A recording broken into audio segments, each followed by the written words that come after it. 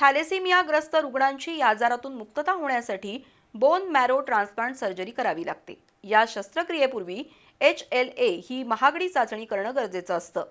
Fight against thalassemia organisation या संस्थेच्या वतीनं अशा प्रकारच्या चाचणीचं मोफत शिबिर घेण्यात आलं। त्यामध्ये 28 रुग्णांची 2,80,000 रुपयांची तपासणी मोफत करण्यात आली। थॅलेसेमिया हा रक्ताशी निगडीत अत्यंत गंभीर आजार आहे। रुग्णांच्या शरीरात रक्त तयार होत नसल्यानं त्यांना 15 ते 21 दिवसातून रक्त चढवावंच लागतं। नियमित औषधं सुद्धा घ्यावी लागतात। थॅलेसेमिया आजारातून बरं होण्यासाठी बोन मॅरो ट्रान्सप्लांट सर्जरी करावी लागते। या सर्जरीचा खर्च 20 लाख रुपयांपर्यंत आहे। ही सर्जरी करण्यापूर्वी कराव्या लागणाऱ्या HLA चाचणीचा खर्च 10,000 रुपयांपर्यंत येतो। फाईट अगेन्स्ट थॅलेसेमिया ऑर्गनायझेशन आणि मुंबईतील SRCC चिल्ड्रन्स हॉस्पिटल यांच्या वतीनं कोल्हापुरात मोफत HLA तपासणी शिबिर पार पडलं।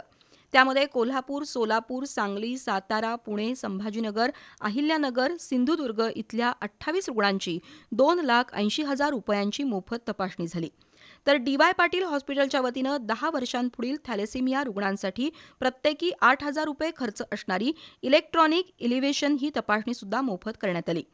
फाईट अगेन्स्ट थॅलेसेमिया या संस्थेच्या कार्याबद्दल SRCC हॉस्पिटलच्या हिमॅटॉलॉजिस्ट डॉक्टर प्रीती मेहता यांनी कौतुक केलं।